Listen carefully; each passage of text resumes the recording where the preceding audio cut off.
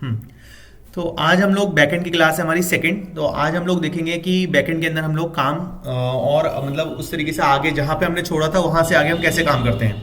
Okay, so start करते हैं। सबसे पहले हम जहां से हमने छोड़ा था वहां पे पहुंचते हैं। सबसे पहली चीज तो हमने विजुअल स्टूडियो कोड में मैंने आप लोगों को एक डायरेक्टरी बना करके स्ट्रक्चर बना करके मैंने उस पे गिट पे डाल दिया था कि आप लोग इसका पुल ले सकें। ठीक है, फाइल्स मतलब डायरेक्टरी स्ट्रक्चर इसी तरीके का आपको रखना है। इससे डायरेक्टरी स्ट्रक्चर से क्या होगा, सेपरेशन रहेगी तो मतलब कुछ भी मिक्स एंड मैचअप नहीं होगा, हॉच पॉच नहीं होगा, कुछ भी सब कुछ एकदम क्लियर कंसेप्ट रहेगा। तो अल्टीमेटली हमारे पास डायरेक्टरीज कौन कौन सी बन रही है।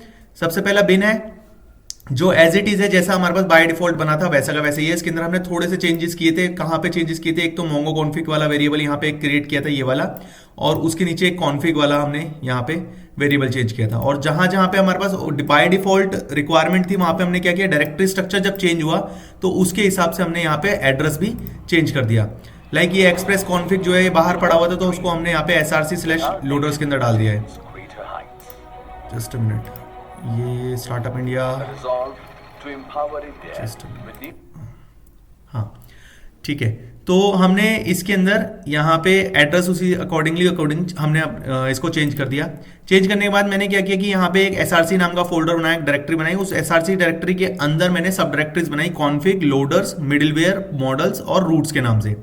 ठीक है, यही बेसिक डायरेक्टरीज हैं जो हमारी यूज होने वाली है। तो इन्हीं डायरेक्टरीज के अंदर हम लोग सारी फाइल रखेंगे और वो फाइल को जब हम रन करेंगे तो हमारा पूरा का पूरा बैकएंड वाला सिस्टम जो है ना वो एग्जीक्यूट होना शुरू हो जाएगा।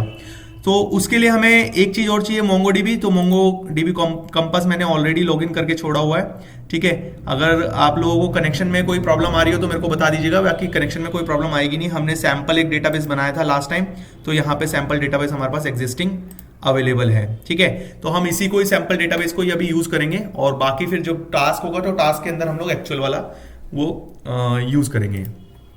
ओके, इसके अलावा हमें जो डेटाबेस को एक्सेस करने के लिए जो चीज चाहिए वो है पोस्टमैन। पोस्टमैन में मैंने यहाँ पे रेडी स्टार्ट किया हुआ है, तो इसको हम लोग डायरेक्टली एक्सेस कर सकते हैं। फिलहाल मैं क्या करूंगा, अभी मैं ना इसको स्टार्ट करता हूँ। जो एप्लीकेशन अभी तक बनी हुई है इसी को रन करके देखता हूँ क्या ये रन हो रही है। मेरे हिसाब से रन नहीं होगी क्योंकि इसके अंदर एरर्स आएंगे। ओके, एरर आ गए। क्यों एरर आ गए, इस वजह से आए हैं एरर क्योंकि कॉन्फिग फाइल के अंदर अगर हम index.js डालेंगे तो इसके अंदर कुछ नहीं लिखा हुआ है, खाली है बिल्कुल। ठीक है, लोडर्स के अंदर हम जाएंगे, एक्सप्रेस कॉन्फिग देखेंगे बिल्कुल ब्लैंक है, मोंगो कॉन्फिग देखेंगे बिल्कुल ब्लैंक है। अभी तो हमने कुछ काम किया ही नहीं। ठीक है ना, तो इसीलिए इसके अंदर हम लोग अभी क्या करेंगे, सबसे पहले हम लोग काम करेंगे मोंगो डीबी पे। अब देखिए, मैंने आप लोगों को बताया था मोंगोडीबी में हमें अगर नया डेटाबेस क्रिएट करना है तो नया डेटाबेस क्रिएट करने के लिए हम लोग यूज डेटाबेस एक कमांड होती है जो यूज करते हैं, और उस यूज डेटाबेस कमांड के बाद में हम एक सैंपल रिकॉर्ड उसके अंदर इंसर्ट कर देते हैं तो सो डेट कि इसके अंदर डेटा पहुंच जाए और जो डेटाबेस है हमारा वो हमें यहाँ पे मोंगोडीबी कंपास के अंदर हमें यहाँ पे क्लियरली दिखने लग जाए। सो यूजर नाम का मैंने जो टेबल जिसे कलेक्शन बोलते हैं यहाँ पे जो टेबल बनाया था उसके अंदर एक रिकॉर्ड मैंने इसके अंदर डाला था निमित। ठीक है, ये रिकॉर्ड मैंने इसके अंदर प्लेस कर दिया था और सैंपल डेटाबेस हमारे पास यहाँ पे एक रेडी अवेलेबल है। होस्ट क्या है इसका, होस्ट ये है, बट ये कनेक्शन स्ट्रिंग नहीं है, इसीलिए कनेक्शन स्ट्रिंग लेने के लिए हमें क्या करना पड़ेगा, इसको डिस्कनेक्ट करके एक बार यहां से कनेक्शन स्ट्रिंग कॉपी करनी पड़ेगी। तो मैं क्या करूंगा, यहां से एडिट करूंगा और कंफर्म करके, और ये वाला जो पूरा पूरा कनेक्शन स्ट्रिंग है ना इसको कॉपी कर लूंगा। यही मेरी कनेक्शन स्ट्रिंग है और इसी कनेक्शन स्ट्रिंग को मैं यहां पे अपने इस सेक्शन में मोंगो कॉन्फिग के अंदर इसको यूज करने वाला हूं। ठीक है, तो मोंगो कॉन्फिग के अंदर इसको यूज करने के लिए मेरे को क्या करना पड़ेगा, मोंगो कॉन्फिग फाइल को मेरे को फिलअप करना पड़ेगा, मतलब इसके अंदर कोड लिखना पड़ेगा जिससे मैं डालूंगा कि मोंगो डीबी की कॉन्फ़िगरेशन हमारे पास यहाँ पे ये पर्टिकुलर कॉन्फ़िगरेशन है। तो सबसे पहली चीज हमें जो चाहिए वो हमें चाहिए होगा मोंगूस। ठीक है, मोंगूस क्या होता है, do anybody have any information about मोंगूस?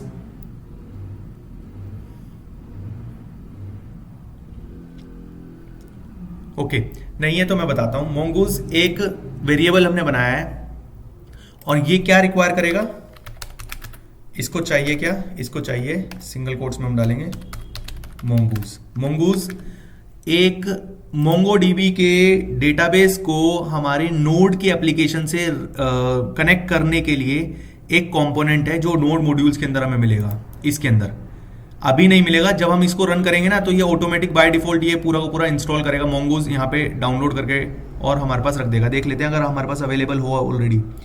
Already अभी अवेलेबल नहीं है, ठीक है। तो जैसे हम डालेंगे तो ये बोलेगा कि मोंगोज आप इसमें इंस्टॉल कीजिए, और वो हम इंस्टॉल कर देंगे, जो उसके बाद ये रन हो जाएगा। सो हमने एक वेरिएबल बनाया जिसका नाम रखा मोंगोज, और उसके अंदर क्या डाला, रिक्वायर्ड मोंगोज, और सेमीकोलन लगा के ये स्टेटमेंट हमने क्लोज कर दी।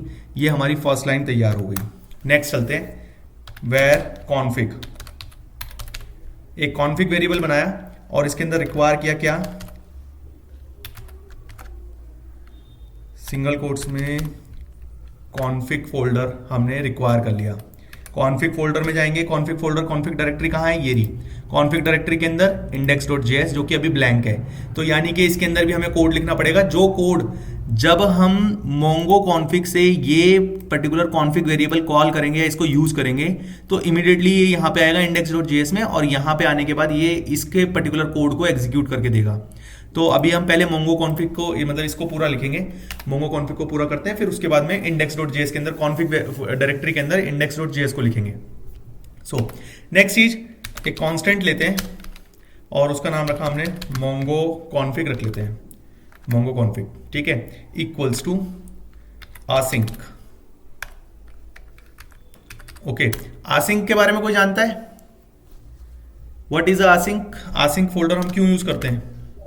आसिंक जब हमें कोई फ्यूचर रिक्वेस्ट क्या कहते हैं उसे वो करना होता है ना, ट्रांसमिट करना होता है। जैसे सर हम किसी एपीआई के थ्रू डेटा फेच कर रहे हैं, बिल्कुल तो सर बहुत केसेस में होता है कि वो डेटा आने में कुछ टाइम लगता है, बिल्कुल, तो हम वहाँ पे एसिंक को यूज करते हैं, ताकि एसिंक और एवेट को यूज करते हैं, ताकि जो हमारा सर्वर है या हमारा जो वो कंडीशन है वो नल होके क्रैश ना हो जाए। बिल्कुल बिल्कुल, एग्जैक्टली, बहुत सही डिस्क्रिप्शन दिया है, ठीक है। अल्टीमेट, हाँ, आपके कोड को बैकग्राउंड में रन करता है जिस टाइम के ऊपर, बाकी कोड जावास्क्रिप्ट का रन करता रहेगा, एसिंक फंक्शन साइड में रन करता रहेगा। बिल्कुल, ये बैकग्राउंड में आपको देखिए, एक तो यूज इसका ये है कि ये आपके कोड को बैकग्राउंड में रन कराना हो ना, तो उसके लिए हम लोग यूज करते हैं। दूसरी चीज, जितना भी टाइम लैप्स डेटा ट्रांसफर में होता है ना, हमारे नेटवर्क के इशू की वजह से या कोई किसी भी इशू की वजह से डेटा ट्रांसफर में जो टाइम लैप्स होता है, उस टाइम लैप्स को कवर करने के लिए हम लोग आसिंक और अवेट, एक कॉम्बिनेशन होता है, ये एक पेयर है आसिंक अवेट फंक्शन का, तो वो हम यूज करते हैं। तो हमने एक आसिंक फंक्शन बनाया है। ये फंक्शन बनाने का तरीका होता है, जो आप लोगों ने शायद अगर रिएक्ट में काम किया होगा तो रिएक्ट के अंदर आप लोगों ने ये चीज सीखी होगी कि फंक्शन हम लोग इस तरीके से डिफाइन करते हैं। डिफाइन करने के बाद इस फंक्शन को हमने क्या करेंगे, इसके अंदर हम कांस्टेंट कनेक्शन, एक कनेक्शन हमने एक वेरिएबल कांस्टेंट लिया और इसके अंदर हमने डाला अवेट। देखिए, जहां पे भी आसिंक यूज होगा वहां पे अवेट कहीं ना कहीं जरूर यूज होगा, ठीक है। अवेट क्या करना है, मतलब किस चीज के ऊपर टाइम लगने वाला है, हम ये एक्सपेक्ट करके चल रहे हैं कि मोंगूज जो वेरिएबल है इसको कनेक्ट करने में टाइम लगेगा। और कनेक्ट किससे करना है, हमें कनेक्ट करना है कॉन्फिग जो फाइल है, कॉन्फिग जो फाइल है, मतलब कॉन्फिग जो डायरेक्टरी है उसके इंडेक्स फाइल के अंदर बात कर रहे हैं। कॉन्फिग जो फाइल है उसके डेटाबेस URL में, तो डेटाबेस URL में इसका URL, ठीक है, हाँ ये रखते हैं, URL कैपिटल रखते हैं, कॉमा, कनेक्ट करेगा। कनेक्ट अगर सक्सेसफुली हो गया तो एक और फंक्शन हमने यहां पे बना दिया, अगर सक्सेसफुली कनेक्ट हो गया तो कंसोल डॉट लॉग, और इसके अंदर शो करेगा क्या, कनेक्टेड टू DB, मतलब डेटाबेस से कनेक्ट हो गया, ये मैसेज शो कर देगा, जिससे हमें आइडेंटिफिकेशन हो जाए कि हाँ हमारा डेटाबेस जो है ना ये कनेक्ट हो गया, मतलब हमारा पास हमारी जो एप्लीकेशन है, नोड की जो हम एप्लीकेशन बना रहे हैं, ये एप्लीकेशन हमारे डेटाबेस के साथ में कनेक्ट हो गई है। तो ये कॉन्फ़िगरेशन मतलब हमें बताने के लिए हमने यहाँ पे एक मैसेज डाल दिया कि जैसे ही ये config.database URL से कनेक्ट हो जाएगा तो इमीडिएटली ये वाला फंक्शन, मतलब ये पार्ट एग्जीक्यूट हो जाएगा और हमें पता लग जाएगा कि हमारा क्या है। अच्छा, एक और चीज, अब देखिए इसके अंदर एक और मतलब इशू आता है। इशू ये आता है कि इसके अंदर हम लोग ना यहां तो लोकल मशीन पे तो हमने डेटाबेस URL config.database URL डाल दिया है, ठीक है, लेकिन अगर यहाँ पे config.database URL हम अगर इस पूरे के पूरे सिस्टम को अपने इस पे मतलब क्लाउड पे जब हम इसे अपलोड करेंगे या क्लाउड पे हम इसे डिप्लॉय करेंगे तो वहां पे लोकल URL हमारे पास नहीं चलेगी। तो वहां पे क्या करना होता है, वहां पे हमें दूसरे तरीके का URL देना होता है। तो दूसरे तरीके का URL जो है ना, process.env फाइल हमारे पास होता है, process.environment, तो वो ऑटोमेटिक अपने आप URL क्रिएट कर लेता है और वो हम यहाँ पे यूज कर सकते हैं। लेकिन अभी हम लोग यूज नहीं करेंगे, जब हम लोग इसको डिप्लॉय करेंगे उस टाइम पे हम लोग इसको यूज करेंगे। ओके, सो ये हो गया। इसके बाद में अब इसके अंदर एक और पैरामीटर हम देते हैं, क्या वो देंगे ये कि जब ये चीज एग्जीक्यूट हो जाएगी तो use new URL parcel, URL parser, parser का P capital, colon true, then comma, create indexes colon, ये भी हम कर देंगे ट्रू। ये दोनों चीज ट्रू करके और ये स्टेटमेंट हम क्लोज कर देंगे। ये हमारी एक स्टेटमेंट बन गई, ये हो गया कनेक्शन स्ट्रिंग हमारे पास। ठीक है, अब इसके बाद हम क्या करेंगे, रिटर्न करेंगे। रिटर्न मतलब जहां से कॉल होगा वहीं पे हम इसे रिटर्न करेंगे। रिटर्न जाएगा कनेक्शन डॉट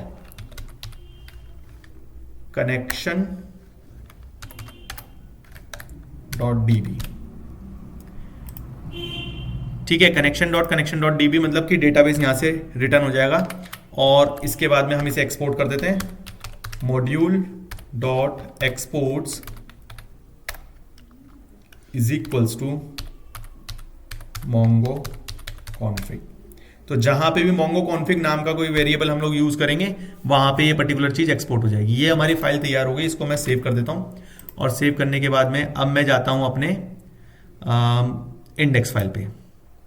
तो अब देखिए यहां पे हमने कॉन्फिग जो index.js फाइल है, इसके अंदर हमें क्या चीज डिफाइन करनी है जो कि यहां पे हमारे पास निकल के आएगी। बताइए, कोई एक ऐसी चीज हमने यहां पे यूज की है जो हमने वहां से कॉल करी है।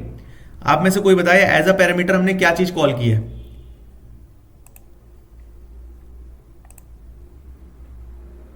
कोई भी बताए। नहीं आइडिया? ओके, तो चलो कोई बात नहीं, मैं बताता हूं। देखिए यहां पे हमने लगाया config.database URL।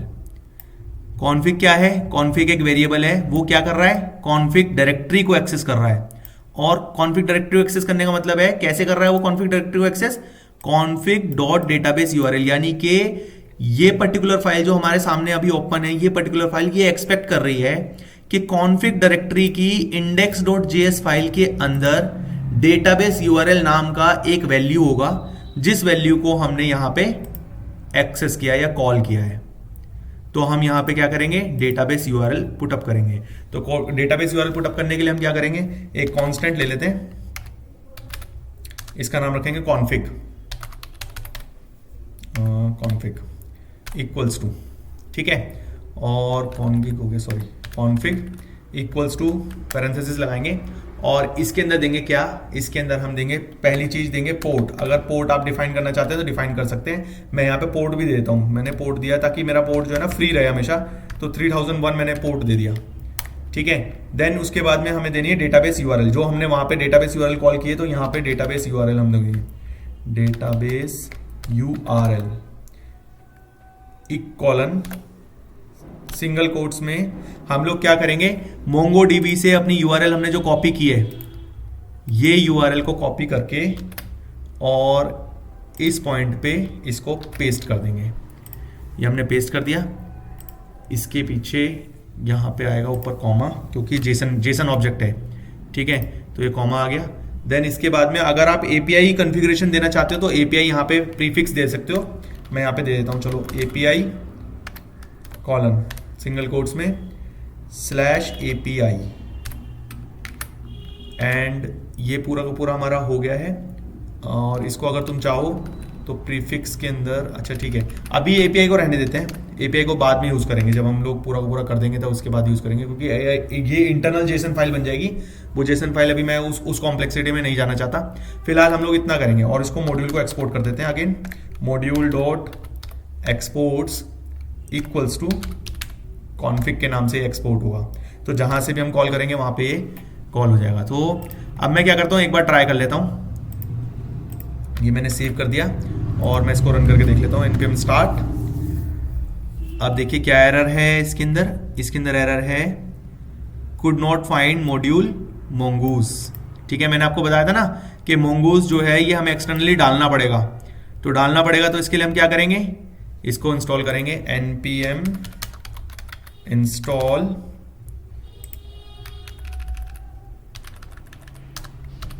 mongoose /save। हम देखिए ये mongoose वाले सारे मॉड्यूल्स को डाउनलोड करेगा और हमारे सिस्टम में इंस्टॉल कर देगा। 2 package are looking for npm fund. ठीक है, अब मैं इसे स्टार्ट करता हूं। तो अब कहां पे एरर है, app.set port is equals to port, app.set is not a function। कौन से फाइल में, www, एक second, app.set is not a function, process.env port और config.port के पोर्ट के अंदर config हमारे पास यहाँ पे सही आ गई है। config से हमने लिया पोर्ट की स्पेलिंग में गलती तो नहीं है, config पोर्ट 3001 है, तो ये तो ठीक है। www के अंदर ही कुछ, एक मिनट, यहाँ पे आ रहा है सर हमने एक्सप्रेस कॉन्फ़िग नहीं किया है। क्या बोल रहे हो, एक्सप्रेस कॉन्फ़िग नहीं किया। एक सेकेंड, एक्सप्रेस कॉन्फ़िग के अंदर अभी हमने ऐप, क्योंकि ऐप तो फाइल बनाई नहीं है हमने। ठीक है, हाँ ऐप डॉट से, क्योंकि ऐप वाली फाइल अभी हमने बनाया नहीं है ना। एक्सप्रेस को कॉन्फ़िग बना लेते हैं। एक्सप्रेस कॉन्फ़िग हमने, एक मिनट, यहाँ पे होगी एक, नहीं, अच्छा ठीक है, वो डिलीट कर दी थी मैंने। ठीक है, एक्सप्रेस कॉन्फ़िग बना लेते हैं हम लोग, एक फ्रेश करते हैं एक्सप्रेस कॉन्फ़िग में। ठीक है, अच्छा यहां तक का प्रोसेस क्लियर हुआ अभी हमने जो काम किया है, मोंगोडीबी का कनेक्शन। Yes sir. ठीक है, तो हमें बनाना है एक्सप्रेस कॉन्फ़िग, क्योंकि यहीं पे हमारे पास मेन जो हमारी ऐप चलेगी वो यहीं से चलेगी। ठीक है, तो हम लोग क्या करेंगे, सबसे पहली चीज हमें एक्सप्रेस की एक ऐप चाहिए, तो इसलिए हम एक वेरिएबल बनाएंगे एक्सप्रेस। ठीक है, और इक्वल्स टू रिक्वायर करेंगे एक्सप्रेस, यहां गया। नेक्स्ट हम लोग लेंगे एक path, variable path equals to require. देखिए ये जो रिक्वायर हम लोग लगा रहे हैं ये हेडर फाइल्स की तरह है, जैसे C++ में हम हेडर फाइल्स लगाते हैं, वही वाला कंसेप्ट है ये। ठीक है, ये हम मॉड्यूल्स को लिंक कर रहे हैं यहाँ पे।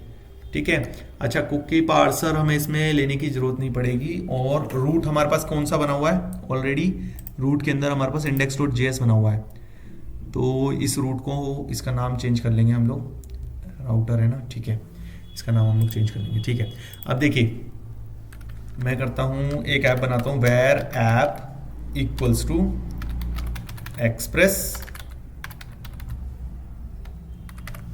सेमीकोलन। ओके, अब हम लोग करेंगे क्या कि हमारी ऐप जो है, जो हमारा ऐप है, ये क्या क्या रूट्स यूज करेगा, वो सारे के सारे रूट्स यहां पे हम डिफाइन करेंगे। ऐप डॉट यूज, कौन सा रूट यूज कर रहा है, ये रूट कर रहा है यहाँ पे रूट्स फोल्डर डायरेक्टरी के अंदर index.js यूज कर रहा है। इस index.js फाइल का नाम हम चेंज कर लेते हैं फॉर आवर कन्वीनियंस, क्योंकि इसमें इंडेक्स में ना ये बाय डिफॉल्ट एग्जीक्यूट करेगा, तो इसको हम रख लेते हैं home.js, हमने इसका नाम रख दिया। रूट्स के अंदर home.js के अंदर अगर हम देखेंगे तो यहाँ पे बेसिक एक हमारे पास रूट पड़ा हुआ है, तो यही हमें कॉल करना है यहाँ पे। तो मैं app.use इसके अंदर डालूंगा क्या, जो API मैं कॉल करना चाहता हूँ, तो मैंने इसका नाम रखा होम, और उसके आगे मैंने लगाया वेरिएबल। कौन सा लेना है, वेरिएबल मुझे लेना है होम राउटर। अब क्योंकि होम राउटर की डेफिनेशन मैंने नहीं दी है, तो मुझे क्या करना पड़ेगा, ऊपर से होम राउटर वेरिएबल एक डिक्लेयर करना पड़ेगा। तो variable home router is equals to require :/ मैं जाऊंगा कहां पे, रूट्स में, और रूट्स के अंदर मैं जाऊंगा किस में, होम में। ठीक है, तो मैंने ये भी डिफाइन कर दिया, सो डेट कि भाई मेरे को अगर एक्सेस करना हो तो मैं यहाँ पे एक्सेस कर सकूं इसको, तो इसलिए मैंने ये डिफाइन कर दिया। app.use आ गया। अब मैं क्या करूंगा, अब मैं इस मॉड्यूल को भी एक्सपोर्ट कर दूंगा। ठीक है, यहां से मैं एक्सपोर्ट कर देता हूं। अभी सिंगल एक उसका मैंने बनाया हुआ है, तो मॉड्यूल डॉट एक्सपोर्ट्स और app ऐप सेमीकोलन। अब देख लेते हैं, एक बार रन करके इसको सेव करते हैं। अभी कहां पे एरर है पता लग जाएगा। स्टार्ट, देखिए रिजल्ट देख रहे हो, कनेक्टेड टू डीबी दिखा रहा है। ठीक है, इसका मतलब कि हमारे पास देखो, मैंने आपको बताया था कि हमारा प्रोजेक्ट जो स्टार्ट होता है वो कहां से स्टार्ट होता है, वो इंडेक्स फाइल से स्टार्ट होता है। इंडेक्स फाइल कौन सी, www की इंडेक्स फाइल, मतलब बिन के अंदर www इंडेक्स के फाइल के अंदर आएगा, और ये क्या करेगा, home.js को बाइंड करेगा किससे, एक्सप्रेस कॉन्फिग से। तो उससे पहले हमने क्या किया, उससे पहले हमने MongoDB की कॉन्फ़िगरेशन लगाई। मतलब कि अब हमारा जो डेटाबेस है, ये जो MongoDB वाला जो डेटाबेस है, ये डेटाबेस हमारे पास वहां पे हमें एज एन आउटपुट मतलब कनेक्ट कर रहा है, और इसके अंदर जो भी डेटा पड़ा हुआ है, इसके अंदर जो भी हमारे पास डेटाबेस पड़े हुए हैं, उस डेटाबेस के पूरे सिस्टम को हम वहां पे यूज कर सकते हैं, कॉल कर सकते हैं, और उसके अंदर डेटा को देख सकते हैं। मतलब इसके अंदर से गेट कमांड लगा के, गेट वाला जो सिस्टम है उसको यूज करके हम लोग इसके अंदर कर सकते हैं। तो बेसिकली हमने डेटाबेस कनेक्ट कर लिया। अब मेजर कंसेप्ट आता है। ठीक है, हम लोग एक बार कनेक्शन स्ट्रिंग को देखते हैं। हमारी जो कनेक्शन स्ट्रिंग हमने दिखाई थी, वो कनेक्शन स्ट्रिंग देखते हैं कॉन्फ़िग के अंदर। देखो हमने लगाया MongoDB, उसके बाद IP address, read preference primary, app name MongoDB, compass, SSL false. ठीक है, ये कनेक्ट हो रहा है इस पर्टिकुलर लिंक से, मतलब इस पर्टिकुलर सर्वर से कनेक्ट हो रहा है। लेकिन एक पर्टिकुलर डेटाबेस से हमें इसे कनेक्ट करना है, तो वो करने के लिए हम क्या करेंगे, बता सकता है कोई आप में से? अगर एक पर्टिकुलर डेटाबेस को हमें कनेक्ट करना है तो उसके लिए हम क्या करेंगे?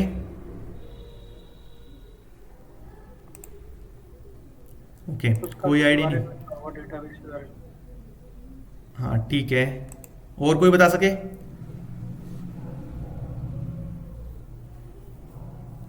कोई भी नहीं, चलो कोई बात नहीं, मैं बताता हूं। देखिए हम लोग इसमें क्या करने वाले हैं, हम लोग इसके अंदर ना कनेक्ट करने से पहले हम लोग इसके अंदर मॉडल्स डिफाइन करेंगे। मॉडल्स का मतलब टेबल्स। हम लोग यहाँ पे इस मॉडल डायरेक्टरी के अंदर टेबल्स डिफाइन करेंगे। ठीक है, और वो टेबल्स क्या करेंगी, वो टेबल्स वही डेटा प्रोड्यूस करेंगी जो हमें सर्वर के अंदर वहां पे अपने टेबल के अंदर चाहिए। कैसे? जैसे फॉर एग्जांपल यूजर्स टेबल हमारे पास ऑलरेडी पड़ी हुई है। वहां पे हम लोगों ने देखा था डेटाबेस के अंदर, हमारा सैंपल जो डेटाबेस है इसके अंदर हमारे पास यूजर टेबल पड़ी हुई है। तो यूजर टेबल को हम लोग वहां पे एक्सेस करना चाहते हैं, वहां से यहाँ पे डेटा भेजना चाहते हैं। तो इसके लिए हमें क्या है कि हमने यहाँ पे सिर्फ और सिर्फ नेम, एक सिंगल ऑब्जेक्ट लिया हुआ है, वो है नेम। तो एक सिंगल ऑब्जेक्ट के साथ में हम क्या करेंगे, स्कीमा, एक मॉडल के अंदर स्कीमा डिजाइन करेंगे। तो मैं एक नई फाइल बनाता हूँ, न्यू फाइल, और इसका नाम रखता हूँ यूजर। सॉरी, इसको JS में लेना पड़ेगा ना, यूजर नहीं, user.js। ठीक है, और इसमें मैं इसको डिफाइन करूंगा कैसे। सबसे पहले तो मैं mongoose लूंगा, क्योंकि mongoose ही हमें बताएगा कि भाई हमारे पास ये mongoose मतलब उसका MongoDB का स्कीमा है। mongoose हमने लिया is equals to require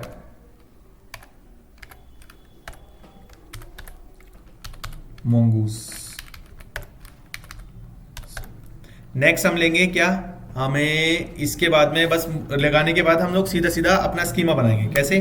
constant table का नाम हमें क्या रखना है, जो भी टेबल का नाम रखना है वो टेबल का नाम हम लोग यूजर स्कीमा के अंदर रखेंगे। जैसे मैंने रखा यहाँ पे, इसका नाम रख देता हूं मैं user schema is equals to new mongoose dot schema. Then इसके अंदर मैं क्या करूंगा, इसके अंदर मैं जेसन ऑब्जेक्ट बनाऊंगा, और उस जेसन ऑब्जेक्ट के अंदर मैं अपनी डेटा टाइप और फील्ड्स को डिफाइन करूंगा। मुझे चाहिए क्या वहां पे, नेम।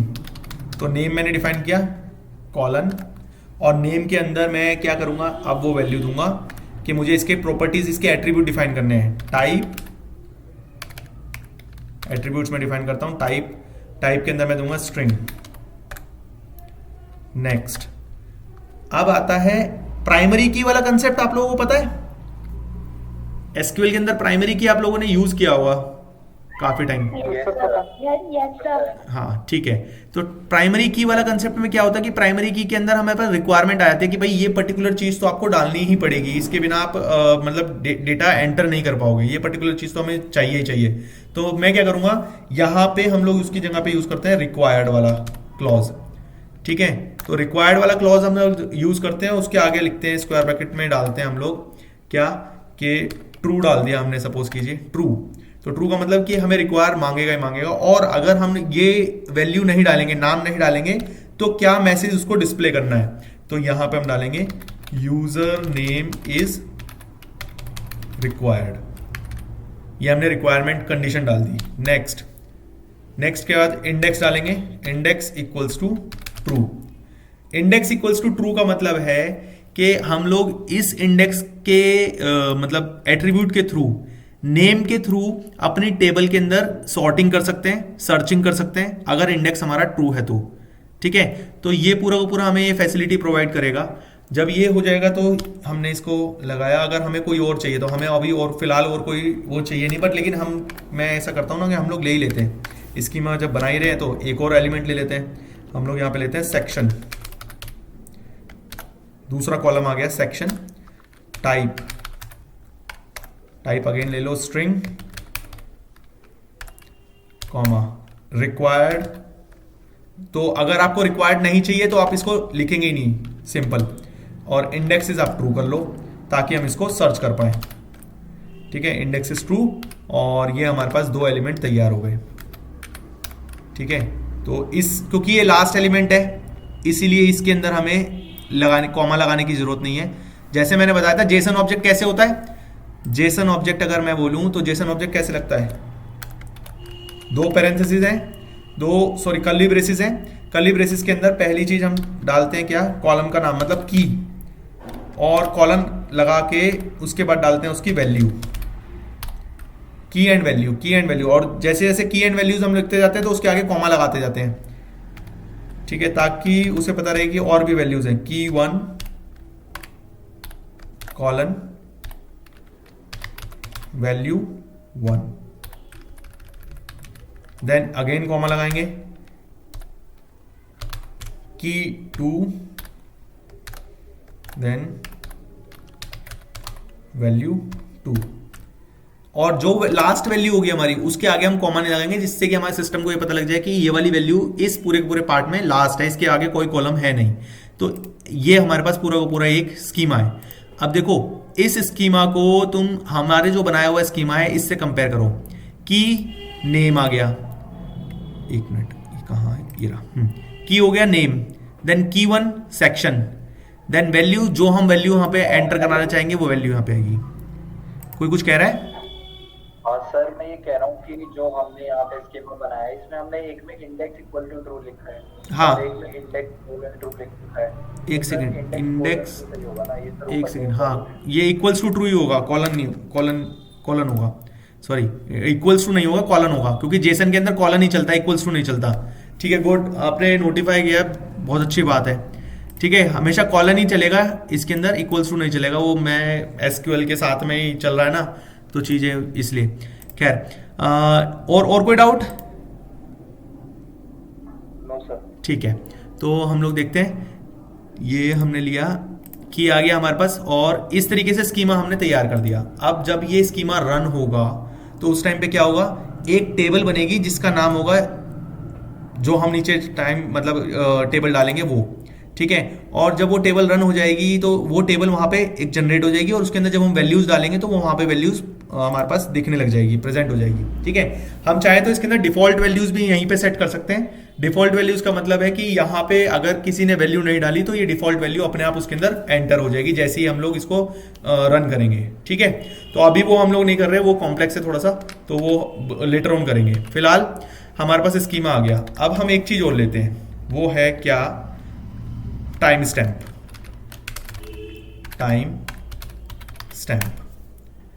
कॉलन डालेंगे ट्रू। ठीक है, टाइम स्टैम्प का कोई कंसेप्ट बता सकता है मेरे को, क्या है, what is a time stamp, हम क्यों कर रहे हैं टाइम स्टैम्प?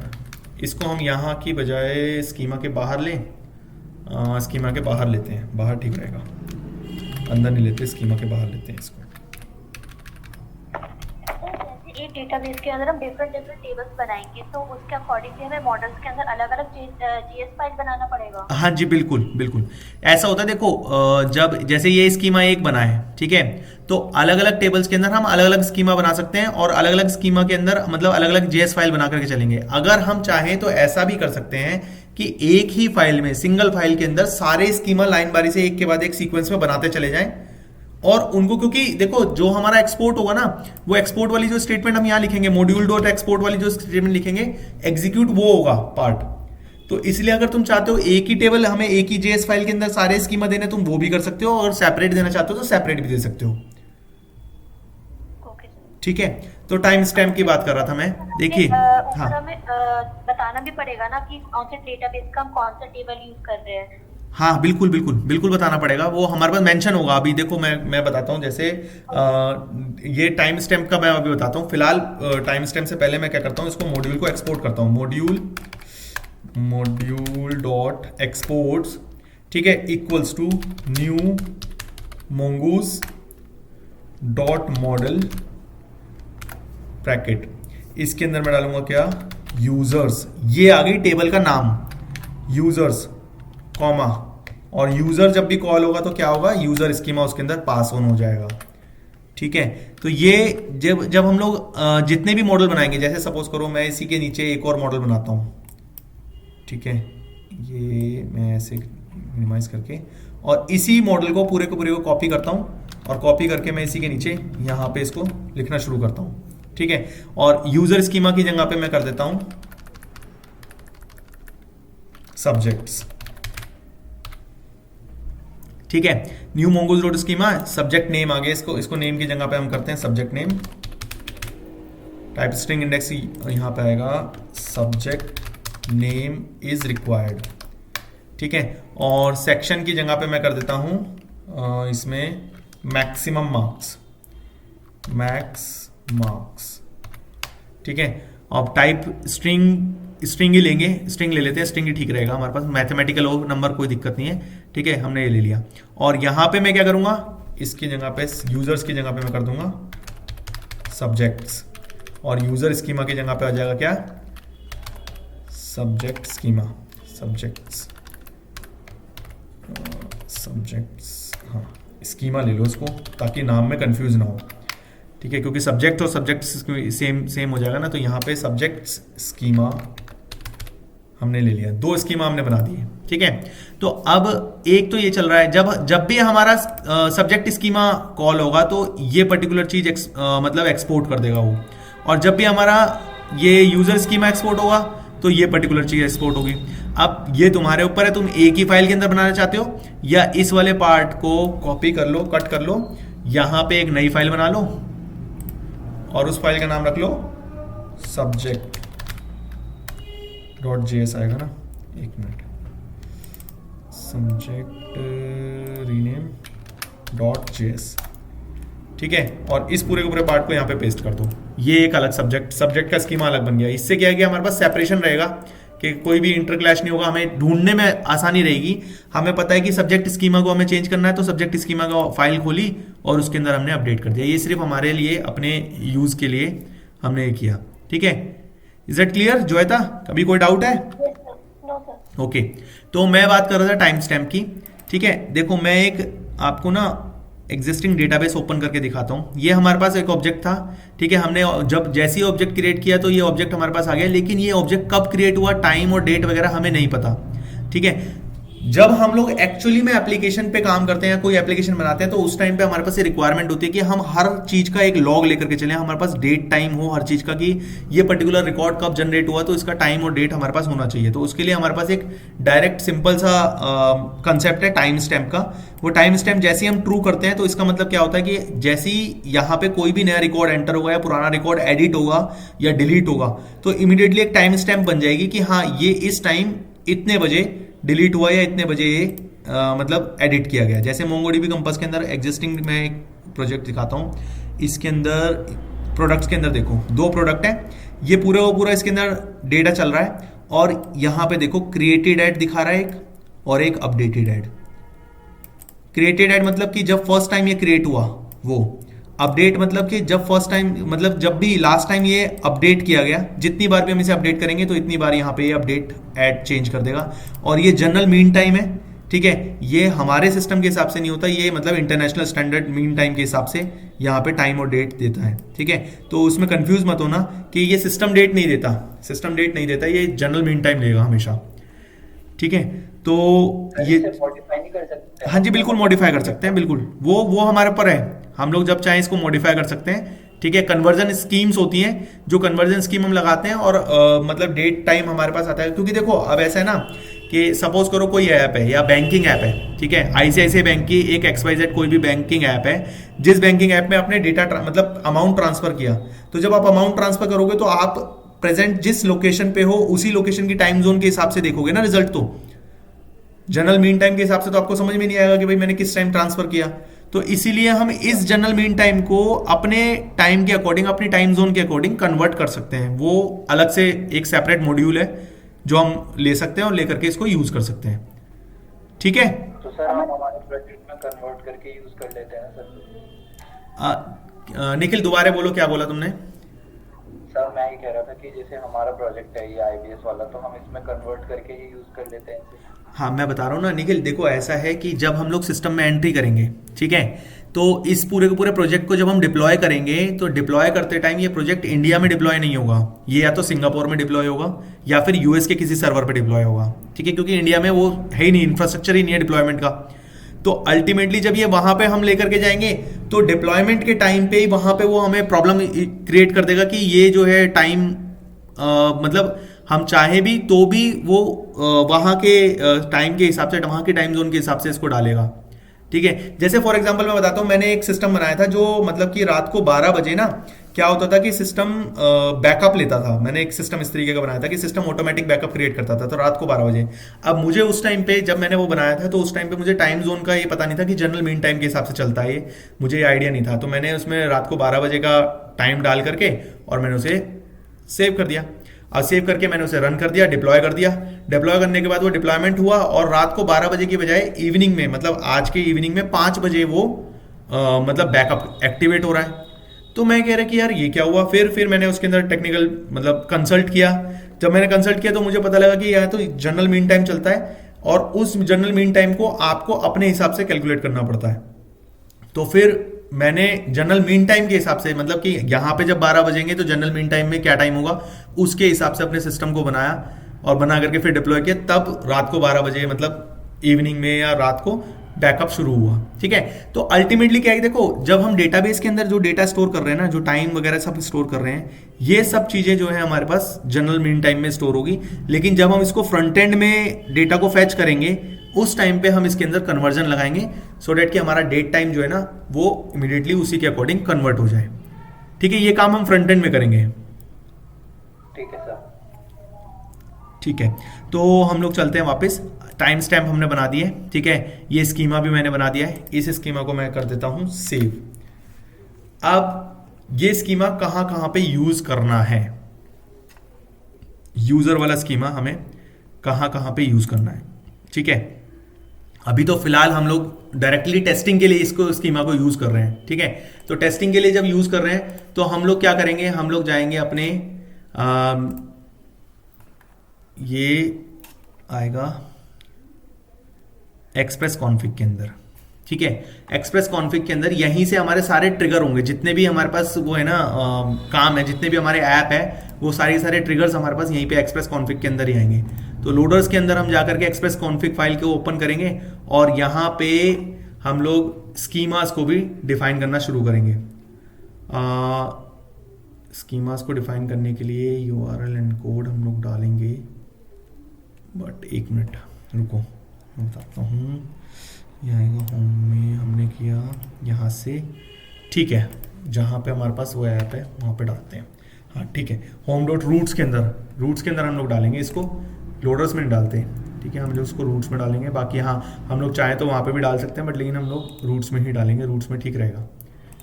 तो मैं चलता हूँ यहाँ पे यूज़र रूट क्रिएट करता हूँ, ठीक है, ताकि हमारी रूट जो है वो क्रिएट हो सके। तो अब मैं क्या करूँगा, यूज़र रूट क्रिएट करने के लिए एक्सप्रेस हमारे पास पहले से डला हुआ है इसमें इंक्लूड, और हमने एक्सप्रेस राउटर भी यहाँ पे ले रखा है। अब मैं क्या करूँगा कि मॉडल्स, उस मॉडल को अपने यूज़र मॉडल को यहाँ पे इंपोर्ट करता हूँ। तो var users is equals to require single quotes में मॉडल्स के अंदर क्या है, फाइल का नाम है यूजर, ठीक है। ये हमने इंपोर्ट कर लिया। इंपोर्ट करने के बाद में अब मैं क्या करूंगा कि इसमें वैलिडेशन अभी रहने देते हैं, वैलिडेशन भी नहीं लगाता मैं इसमें, ऑथराइजेशन तो हमारी अभी बाद में लगेगी वो तो। ठीक है, अब हम लोग अपने डिफाइन करते हैं डेटा को।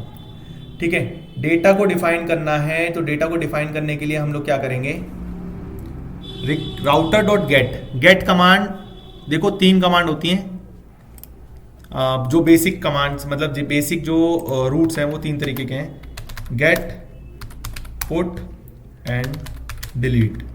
और इसके अलावा और भी हैं, बट लेकिन हमारे सबसे ज्यादा यूज होते हैं यही। देखो इसके अंदर जो नाम दिखा रहा है ना, get, post, put, patch, delete, copy, head, option, तो जिस तरीके की कमांड हम देंगे उसी तरीके का यहाँ पे रेस्पॉन्स हमारे पास जनरेट होगा। ठीक है, तो मैं क्या करूंगा, गेट मैंने यहाँ पे लिया हुआ है ये, तो मैं इसके अंदर करूंगा, इसको मैं करता हूँ रेस्पॉन्स को ऐसे रहने देता हूँ ताकि हमारे पास ये रहे कि हम इसको सही कर रहे हैं या नहीं कर रहे हैं।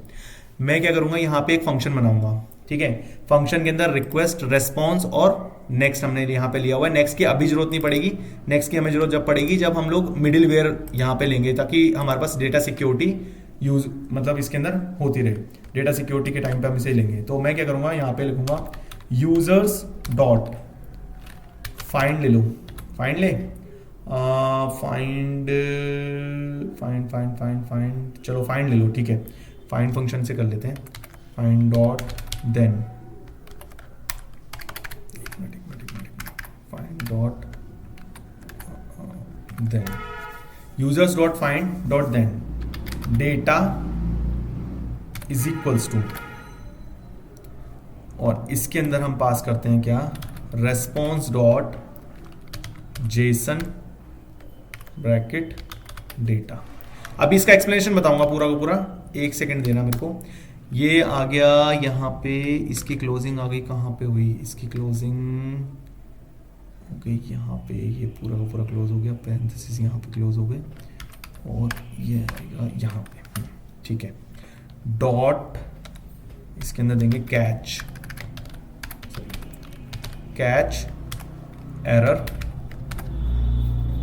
अगर एरर होता है तो क्या करेंगे, तो फिर हम लोग लिखेंगे response dot send bracket could not fetch data, could not fetch data. ठीक है, ये हो गया। अब उसका नीचे से क्लोज हो गया, मॉड्यूल डॉट राउटर आ गया है। ठीक है, अब देखिए यहाँ पे हमने स्लैश लगाया और यहाँ पे मैं डालता हूँ गेट यूजर, और इसको मैं करता हूँ सेव। 1 सेकेंड, यहाँ पे एरर क्यों दिखा रहा है, ये एरर क्यों दिखा रहा है, रिस्पॉन्स एक्सपेक्टेड, ओके सेमीकोलन, नहीं के बाद आपने ब्रैकेट लगाया, यहाँ पे कैच एरर क्लोज किया हुआ है। 1 सेकेंड, अब ठीक है, और यहाँ पे ये हो गया, इसके बाद में एक ब्रैकेट क्लोज। अब ठीक है, हाँ ठीक है, ये वाला कोड मैं जैसे गिट पे अपलोड करूंगा तो तुम लोगों को सबको मिल जाएगा। ठीक है, थोड़ा ध्यान से देखना, अभी मैं इसको एक्सप्लेन करूंगा। ठीक है, एक्सप्लेन करने से पहले एक बार इसको रन कर लेते हैं, अगर इसमें एरर होगा तो हमें पता लग जाएगा कि कोई एरर है या नहीं है। इसको मैं कनेक्टेड टू डीबी दिखा रहा है, चलिए पोस्टमैन में चलते हैं, और local host 3001 slash gate user मैंने यहाँ पे डाला, गेट यूज़र ही है ना, क्या लिखा है उसमें, सॉरी हमने लिखा है गेट यूज़र। ओके, तो हम यहाँ पे डालते हैं, सेंड करते हैं, sending request error can not gate slash user. 1 second, can not gate slash user क्यों, गेट स्लैश यूज़र, ओके, ये प्रीफिक्स तो सर एलओसी नंबर 3 में लास्ट में सेमीकोलन आएगा, एलओसी नंबर 3 में लास्ट में सेमीकोलन लगा सकते हैं, एरर नहीं दिखाएगा ये बार इसका।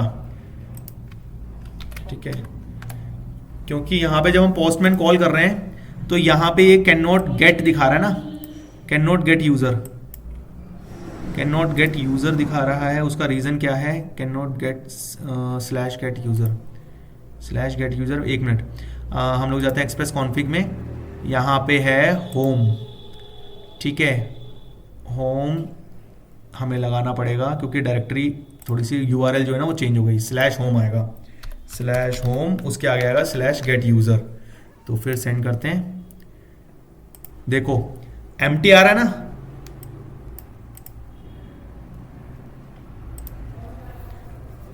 एम्प्टी आ रहा है। क्यों आ रहा है एम्प्टी, बताइए गाइस। एम्प्टी, सर कोई डेटा नहीं होगा मे बी। एम्प्टी डेटा, इसमें कोई डेटा नहीं होगा। चलो हम आते हैं वापस अपने इस पे, अपने यहाँ पे आते हैं, इसको रिफ्रेश करते हैं और रिफ्रेश करके देखते हैं कोई यहाँ पे यूजर्स के नाम के टेबल हमारे पास अलग से बना है या नहीं बना। सैंपल के अंदर यूजर के अंदर हमारे पास ये डेटा पड़ा हुआ है, बट लेकिन वो नहीं आया पूरा का पूरा, क्योंकि उसके अंदर एक भी रिकॉर्ड हमने इंसर्ट नहीं किया हुआ है। तो रिकॉर्ड इंसर्ट करने के लिए हम लोग क्या यूज़ करते हैं, रिकॉर्ड इंसर्ट करने के लिए हम लोग यूज़ करते हैं पोस्ट, और पोस्ट के लिए हमें वहाँ पे पोस्ट डिफाइन करना पड़ेगा। यहाँ पे ना पोस्ट वाला हमें जो रूट्स हैं, रूट्स के अंदर पोस्ट भी डिफाइन करना पड़ेगा। हमने गेट लिया हुआ है, अभी गेट डिफाइन किया हुआ है, लेकिन पोस्ट भी डिफाइन करना पड़ेगा। तो चलो पोस्ट भी डिफाइन कर लेते हैं, ठीक है। सर यहाँ पे लाइन नंबर 7 में हमने users.find करा है, user.find नहीं होगा क्या? users.find मतलब कि यूजर के अंदर, यूजर वाली टेबल के अंदर हम लोग ढूंढ रहे हैं। हाँ, तो क्योंकि एक्चुअली हम लोगों ने यूजर्स यहाँ पे लिया हुआ है, लेकिन टेबल का नाम हमारे पास क्या है, model/user है। Okay sir. ठीक है, एक सेकंड रुक जाओ, मेरे को लगता है शायद इसकी कनेक्शन स्ट्रिंग के अंदर कुछ गड़बड़ तो नहीं है MongoDB की, क्योंकि एक सेकंड, यूजर है, मॉडल आ गया, कनेक्शन स्ट्रिंग में देख लेता हूँ मैं, कनेक्शन स्ट्रिंग में कोई प्रॉब्लम ना हो कहीं, क्योंकि कनेक्शन स्ट्रिंग में हो सकता है ये, वहाँ पे ना जा रहा हूँ। Read preferences, primary app name MongoDB 20 compass false, SSL false, SSL false. ठीक है, ठीक है, ये तो ठीक है। पोर्ट नंबर 3001 भी डाला हुआ है हमने। चलो यहीं पे आते हैं। अभी इसके अंदर ना देखो, जब जब टेबल बन जाती है तो टेबल जब तक हमें दिखाई नहीं देती, जब तक उसके अंदर कोई एक रिकॉर्ड ना एंटर किया जाए। तो मैं क्या करता हूँ, यहाँ पे एक रिकॉर्ड एंटर करने के लिए मैं क्या करता हूँ, पोस्ट एक फंक्शन बना लेता हूँ, पोस्ट, ठीक है। इसका हम डालेंगे सेव यूज़र, कॉमा, फंक्शन बनेगा वही पुराने वाला ऊपर वाला सिस्टम है पूरा का पूरा, रिक्वेस्ट रेस्पॉन्स वाला सिस्टम ले लो। अगर रिक्वेस्ट रेस्पॉन्स हमें जनरेट करनी है, अभी हम ये लेकर के चलते हैं क्योंकि आगे हमें रिस्पॉन्स और रिक्वेस्ट जनरेट करनी होंगी, अलग अलग रिस्पॉन्स आएगा, अलग अलग रिक्वेस्ट होगी। तो request comma response comma next, then अब हम बनाएंगे क्या, यूजर्स डॉट, क्या होगा बताओ, बता सकता है कोई? पुट करने के लिए हमें क्या करना होगा, ओ सॉरी, पोस्ट करने के लिए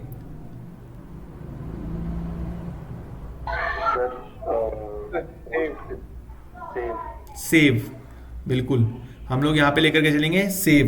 तो हमें क्या करना है, यूजर वाला जो वेरिएबल है उसी को लेकर के चलते हैं, यूजर डॉट सेव, ठीक है। और इसके अंदर हम लोग क्या पास करेंगे, इसके अंदर हम लोग वो पैरामीटर पास करेंगे जो रेस्पॉन्स में, मतलब जो रिक्वेस्ट के अंदर हमारे पास आएगा। तो यूजर डॉट सेव, एक सेकेंड रुको, इसके अंदर कहीं कुछ इशू यहाँ पे तो नहीं है, एक मिनट वेट, इसमें देखता हूँ मैं, एक मिनट,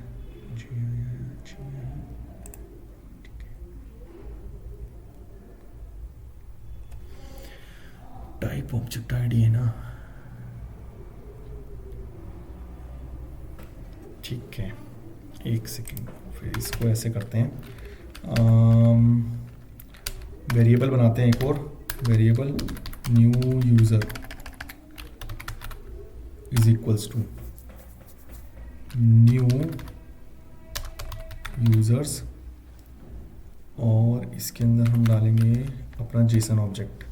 जेसन ऑब्जेक्ट के अंदर हमारे पास है क्या क्या, पहली चीज़ है यूज़र का नेम, तो इसमें डालेंगे हम name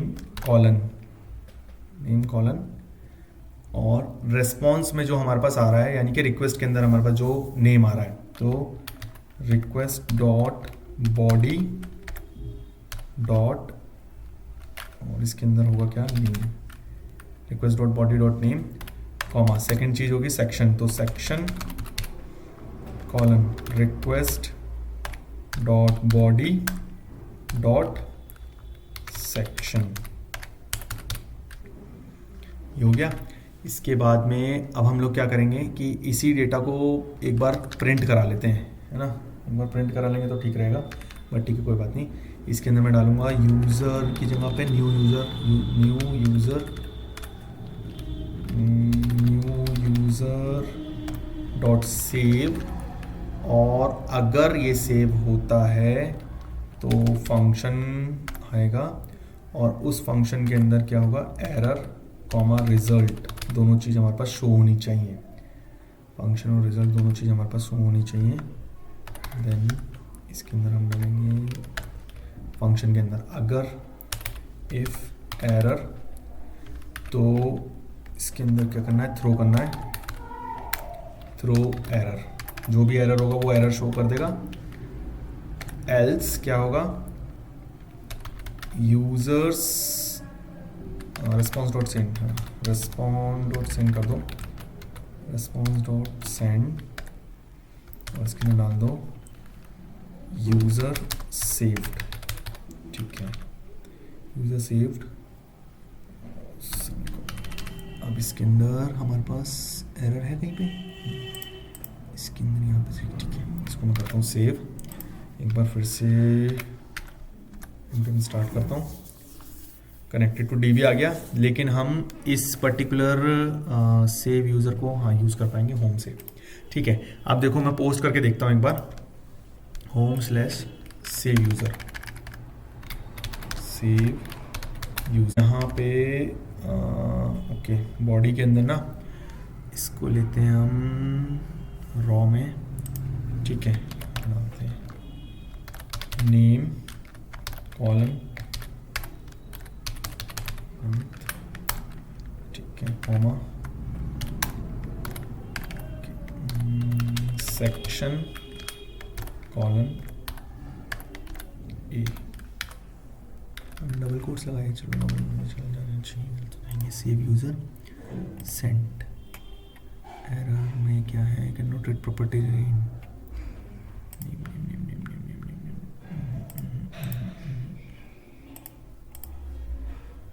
save user home/save user. यहाँ पे भी वही दिखा रहा ना, बॉडी में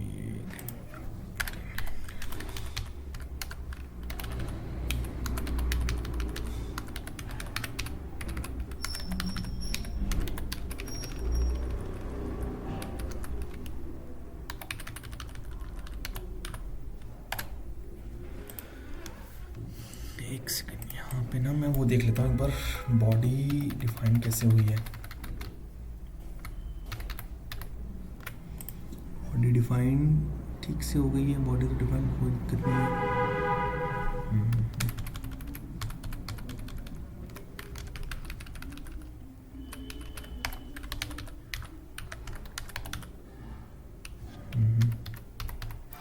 बॉडी तो डिफाइन ठीक से हुई है। सेक्शन कॉलन ए, पुश करते हैं। पोस्ट में टाइप एरर अभी भी यही दिखा रहा है ना। कंसोल में क्या है, कंसोल में क्या डेटा आया, can not read property name of undefined, can not read property name of undefined, क्यों, डॉट सेव, लॉक के अंदर कोई वैल्यू अनडिफाइंड,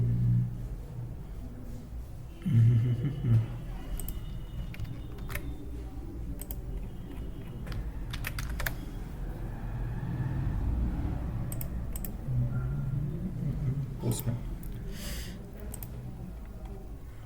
वही एरर सेम है। और इसके अंदर प्रॉपर्टी नेम ऑफ अनडिफाइंड, ये क्योंकि अनडिफाइंड चल रहा है। रिक्वेस्ट डॉट बॉडी क्यों अनडिफाइंड आ रहा है इसके अंदर, इस पर्टिकुलर प्रॉब्लम में। सर ऐसा तो नहीं है कि लाइन नंबर 19 में जैसे हमने पोस्ट में सेव यूजर कर रहा है, बट फंक्शन हमने न्यू यूजर बनाया है। लाइन नंबर 19 में पोस्ट में हमने सेव यूजर किया है और अंदर हमने वेर न्यू यूजर करके हमने यूज। हाँ नहीं, ये एक्चुअली ये फंक्शन नहीं है ना। देखो मैं बताता हूँ, अगर तुम स्ट्रक्चर देखोगे ना तो ये पर्टिकुलर जो पार्ट है ना, ये सारा पार्ट इस फंक्शन का सेक्शन है। ये पूरा पार्ट इस फंक्शन का अंदर का सेक्शन है, तो इसका स्कोप जो है ना वो यहाँ पे चलेगा, इसके बाहर कुछ स्कोप नहीं है इसका। सेव यूजर का यूज क्या है इसमें? सेव, ये जो सेव है ना, सेव बेसिकली सेव यूजर जो है वो यूआरएल हमारा एक्सेस कराता है। द पॉइंट इज, देखो जो हमने पूरा स्ट्रिंग लिखा है, ये लोकल होस्ट 3001/home/save यूजर, ये क्या करता है कि जब हमारे पास मल्टीपल यहाँ पे जैसे हमारे पास एपीआईज हैं, ये मल्टीपल रूट्स जो है ना हमारे, एक रूट हमारे पास बना हुआ है गेट यूजर का और दूसरा रूट हमारे पास बना हुआ है सेव यूजर का, लेकिन ये दोनों रूट्स किसके डिफाइन हो रहे हैं? ये दोनों रूट्स हैं होम के डिफाइंड। तो ये होम हमने कहाँ पे डिफाइन किया हुआ है? ये एक्सप्रेस कॉन्फिग के अंदर हमने डिफाइन किया हुआ है, यहाँ पे /home। ठीक है, लोकल होस्ट 3001 हमारा क्या है? लोकल होस्ट 3001 हमारा है एक्चुअल वाला, मतलब हमारा सर्वर। तो लोकल होस्ट 3001 के हम होम सेक्शन में जाएंगे, होम सेक्शन में जाएंगे तो होम सेक्शन के अंदर क्या मिलेगा हमें? दो अलग अलग एपीआईज मिल रहे हैं हमें, एक है गेट यूजर और एक है सेव यूजर। तो सेव यूजर है, तो सेव यूजर पे हम गए, उसके अंदर हम लोग रिक्वेस्ट के अंदर अपनी बॉडी डालते हैं, मतलब अपना डेटा जो है ना रिक्वेस्ट के अंदर हम लोग डालते हैं। तो REQ जो पैरामीटर है ना, ये वो रिक्वेस्ट पैरामीटर है। यहाँ पे जो REQ पैरामीटर है ये फंक्शन का रिक्वेस्ट पैरामीटर है।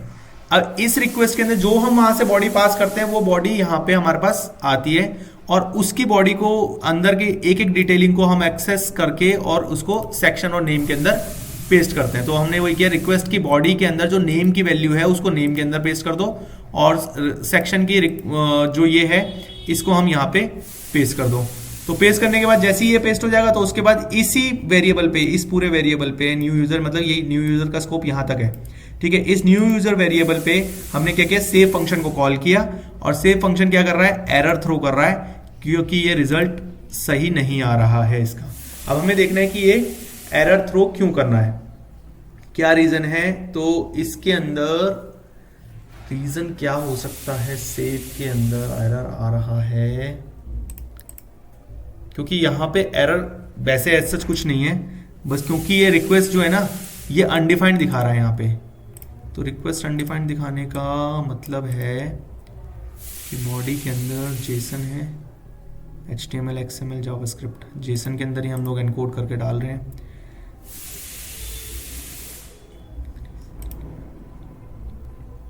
एक्सप्रेस इनिट डेप्रिकेटिंग प्रॉपर्टी, इसी पर्टिकुलर रूट्स में होम्स के अंदर ही यहीं पे इशू दिखा रहा है ना ये। क्या करता हूँ एक बार, क्योंकि गेट वाला हमारा चल रहा है, गेट वाला ब्लैंक दे रहा है बस रिजल्ट, क्योंकि जब उसके अंदर रिजल्ट ही नहीं है तो इसलिए वो ब्लैंक ही देगा। गेट यूजर, तो गेट यूजर में अब यहाँ पे क्या दिखा रहा है? Can not post, sorry post नहीं, गेट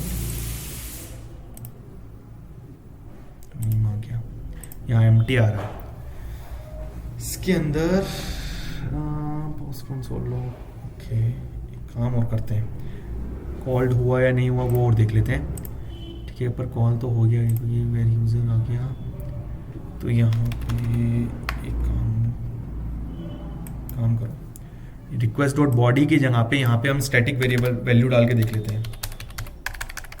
ठीक है, सेक्शन के अंदर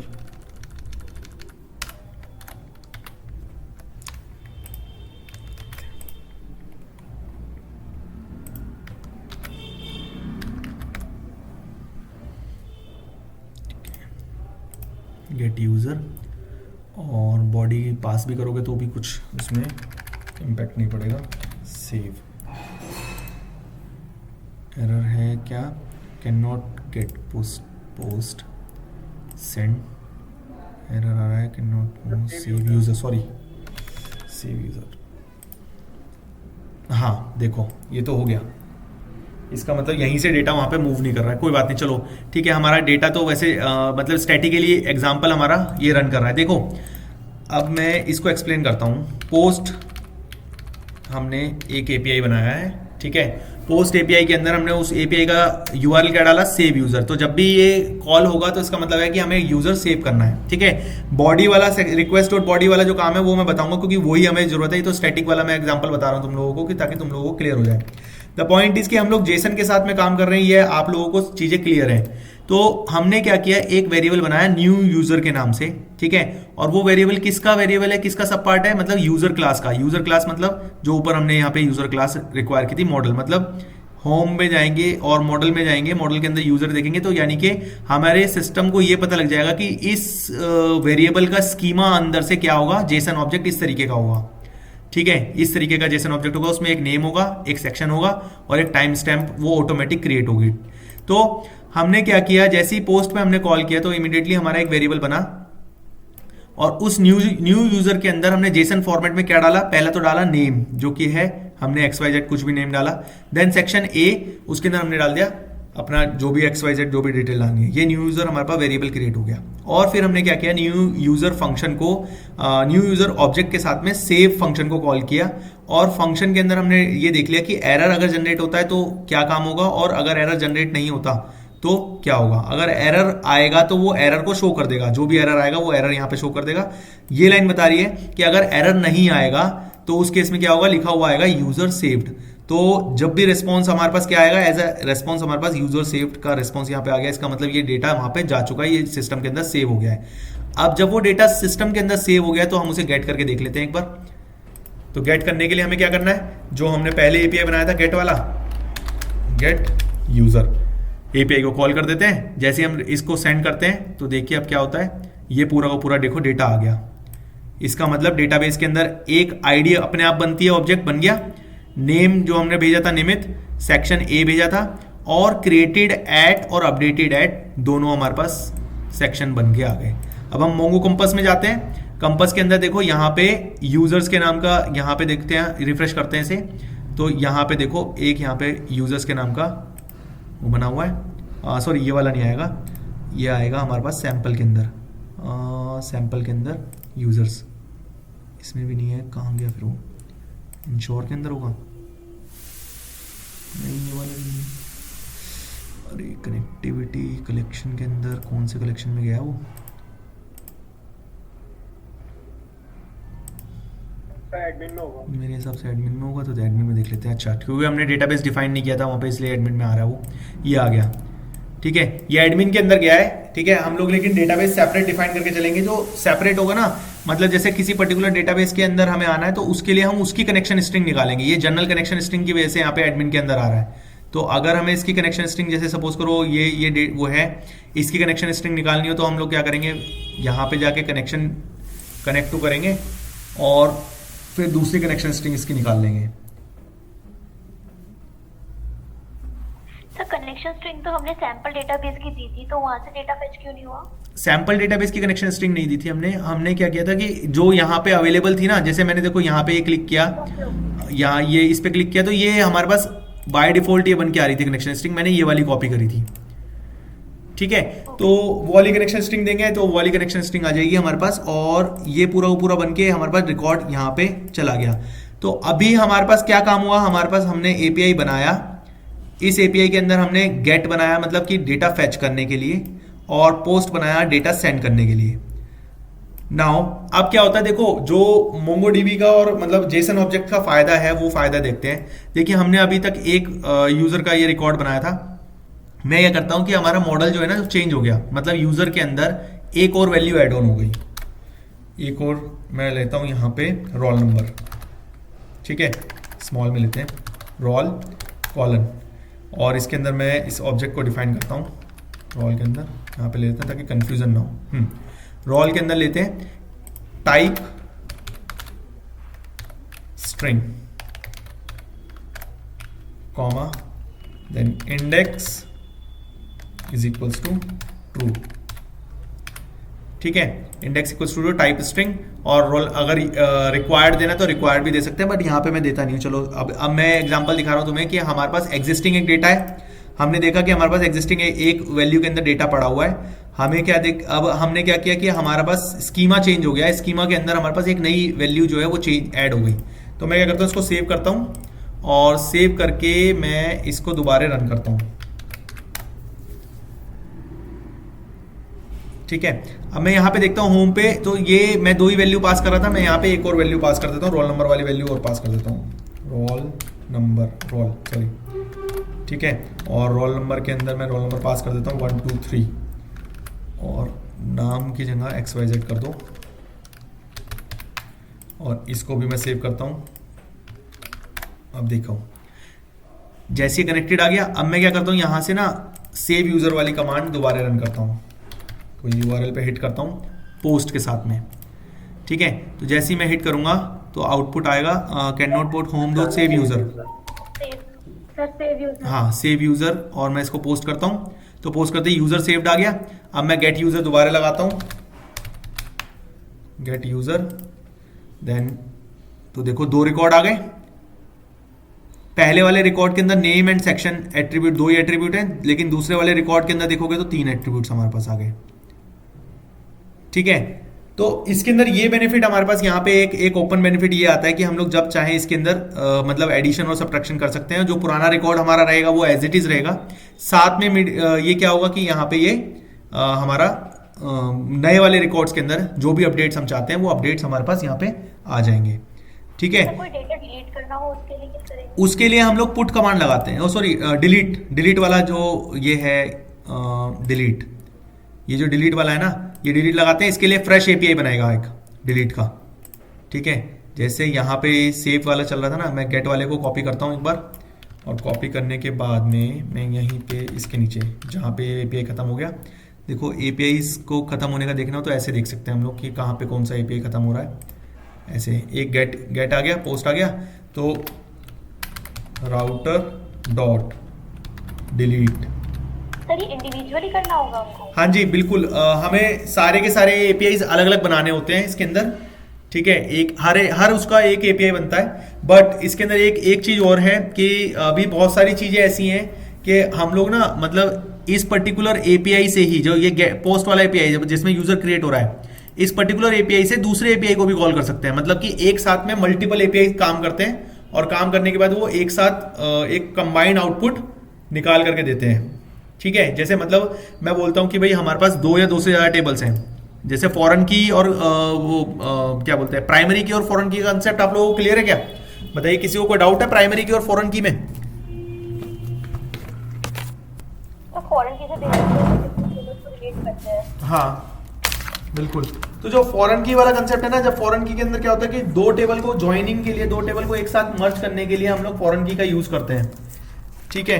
तो अब क्या होता है कि जब 2 टेबल के अंदर हम लोग डेटा एक साथ में पुट करते हैं तो अलग अलग एपीआई को अलग अलग टाइम पे हिट नहीं करेंगे, हम दोनों एपीआई को एक ही साथ में हिट करेंगे। तो उसके लिए हम एक थर्ड एपीआई बनाएंगे जिसके अंदर बाकी 2 एपीआई या 2 से ज्यादा एपीआई को हम एक साथ इनकॉर्पोरेट करते हैं, एक साथ कंबाइन करते हैं, ठीक है। वो एग्जांपल भी बताऊंगा मैं तुम्हें, ठीक है, क्योंकि हमें आगे उसमें मतलब एक्चुअल एप्लीकेशन में उसकी जरूरत पड़ेगी।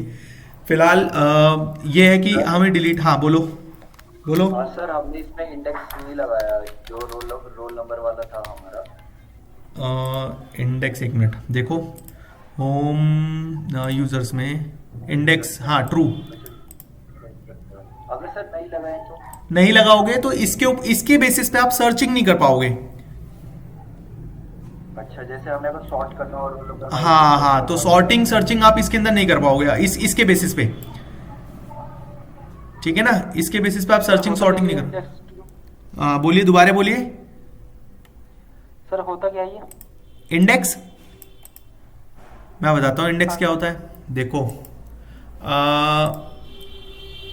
ये मैं एक डायरेक्टरी, अपनी होम डायरेक्टरी खोलता हूँ। मैंने अपनी पीसी की ये होम डायरेक्टरी खोली हुई है, ठीक है, तुम्हारे सामने है।